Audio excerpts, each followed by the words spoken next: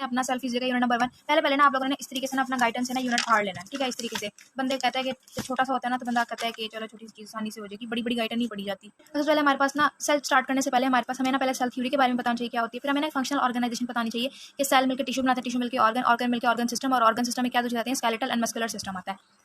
अब पहले देखो, पहले पेज के अंदर जो चीज़ मैंने हाईलाइट की हुई है ना, ये हमारे पास क्या है, सारे MCQs हैं, ठीक है। आप लोग भी हाईलाइट कर लो। इस पेज के अंदर से ना हमारे पास ना सिर्फ और सिर्फ आते हैं MCQs, ठीक है। और ये जो दिया हुआ है ना, differentiate between extracellular intracellular fluid, इसकी आता है SEQ में। इसका डिफरेंस आता है, जहाँ डिफरेंस आता है हमें लाइन लगा के ना दरमियान में लिखना होता है।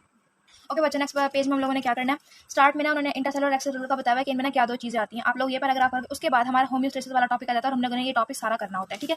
ये टॉपिक बहुत इंपॉर्टेंट है, तो आप लोग ना होम्योस्टेसिस सारा करोगे। अब होम्योस्टेसिस में ना डिफाइन होम्योस्टेसिस आना चाहिए, पहला पैराग्राफ में ना वो डेफिनेशन लिखता है।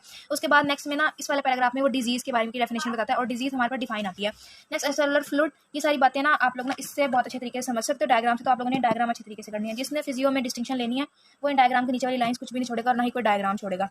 नेक्स्ट पेज में ओरिजिन ऑफ न्यूट्रिशन ये भी करने की जरूरत नहीं है, और बस एक दफा रीड कर लेना, और जो बातें बस अंडरलाइन की हुई है एक दफा पढ़ लेना।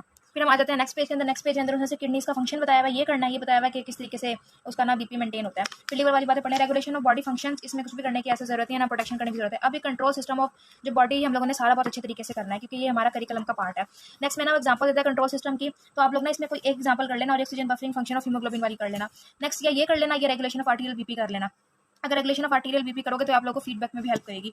अच्छा, उसके बाद आप लोगों ने ये वाली डायग्राम करनी है अच्छी तरीके से, और इसकी नीचे वाली लाइंस पढ़नी है। फिर नॉर्मल रेंजेस, ये इसका ना इसकी जगह आप लोग टेबल कर लेना। अब ना कोई भी थ्योरी करने की जरूरत नहीं, आप लोगों ने ना ये टेबल अच्छे से करना। और इस टेबल में भी oxygen, carbon dioxide, glucose, body temperature, acid और बेस तो हर किसी को आना चाहिए, और बाकी अगर टाइम हो तो कर लेना, नहीं तो छोड़ देना। कैरेक्टरिस्टिक्स ऑफ कंट्रोल सिस्टम, अब नेगेटिव का फीडबैक और पॉजिटिव फीडबैक की डेफिनेशन आनी चाहिए, ठीक है। और इसके एग्जांपल्स, अब नेगेटिव फीडबैक की आप चाहे तो यहाँ से करने, तो JP से करने वाली वो भी मैं आपको दिखा देती हूँ।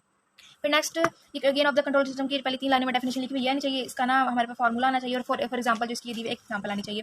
अच्छा, अब नेक्स्ट पॉजिटिव फीडबैक, आप चाहो तो यहाँ से कर लेना, नहीं तो JP से भी कर सकते हो। मैंने JP से किया था क्योंकि यहाँ बहुत बुरा लिखा हुआ है। और ये बात बतानी चाहिए कि पॉजिटिव फीडबैक को हम लोग विशियस साइकिल भी बोलते हैं, और इसके आप लोग ना ये डायग्राम करोगे। नेक्स्ट पॉजिटिव फीडबैक की ना बहुत सारी एग्जांपल्स दी हुई हैं, आप चाहो तो आप यहाँ से कर सकते हो, लेकिन अगेन अगर JP में भी बहुत ईजी एग्जांपल्स मैं दिखाती हूँ, आप लोग वो भी कर सकते हो। अब यहाँ ना हमारा चैप्टर एंड हो जाता है, लेकिन चैप्टर एंड में से ना सबसे लास्ट में ना वही एग्जांपल देता है इधर फीड फॉरवर्ड कंट्रोल की और अडेप्टिव कंट्रोल की। ये मेरे प्रॉफ का SEQ थी, ठीक है। आप लोग ये दोनों डेफिनेशन करोगे, और जहाँ डेफिनेशन का लफ्ज आता है वहाँ एग्जांपल मस्त हो जाती है। लास्ट में ना वो समरी लिखता है, ये समरी ना हर चैप्टर की आप लोगों ने पढ़नी है, तो जो समरी इंपॉर्टेंट है वो मैंने बता दी आप लोगों को। और इस वजह से ना, और इस यूनिट नंबर 1 का ना सिर्फ एक ही हमारे पास क्वेश्चन है जो मल्टीपल टाइम हमारे पास पास पेपर में आया हुआ, और वो ये है। इसको आप लोगों ने अच्छे तरीके से करना है। अच्छा बच्चों, अपना हमारे पास है ये JP का यूनिट नंबर 4। अब इसमें तो जो करना है मैं आपको बताती हूँ। आप लोगों ने ना सिर्फ यहाँ से नेगेटिव और पॉजिटिव फीडबैक करना है, लेकिन आप लोगों को ना पहले ये हमारे पास कंपोनेंट्स दिए हैं, ये वाली फिगर आनी चाहिए। और जैसे मैंने आप लोगों को बताया था फीडबैक, अब फीडबैक की डेफिनेशन हमारे पास गाइडन में नहीं दी हुई, लेकिन यहाँ पे लिखी हुई है, आप लोग ये करोगे। नेगेटिव फीडबैक की, अब आप लोग ना अपने ना एग्जांपल में फ्लो शीट बना सकते हो, एक ये वाली फ्लो डायग्राम बना सकते हो और एक ये बना सकते हो, 2 एग्जांपल होगी। नेक्स्ट फिर आप लोग पॉजिटिव फीडबैक हमारे पास आ जाता है, पॉजिटिव फीडबैक की डेफिनेशन और कोई 2 एग्जांपल, एक ये वाली एग्जांपल कर लेना, आप लोग ये वाली एग्जांपल कर लेना और एक ये वाली एग्जांपल कर लेना। पॉजिटिव फीडबैक की एग्जांपल मैं आप लोग को यहाँ क्लियर दिखा देती हूँ, आप लोग चाहे तो अपने गाइडन में स्टिकी नोट बना के भी लगा सकते हो। और जो सेकंड फीडबैक की एग्जांपल है वो हमारे पास ये है, इसका स्क्रीनशॉट लो, स्टिकी नोट लेके बेशक अपने नोट्स में लगा लेना या गाइडन में लगा लेना। और ये हमारे पास ये फ्लो शीट है हमारे पास नेगेटिव फीडबैक की, और एक और एग्जांपल मैं भी दिखाती हूँ। जो अपने आंसर इस तरीके से करके लिखेगा, ये सेकंड है, उसको हमेशा ना बहुत अच्छे नंबर मिलेंगे। तो it's all about chapter number 1। इसके अलावा चैप्टर नंबर 1 में से कुछ भी नहीं करना।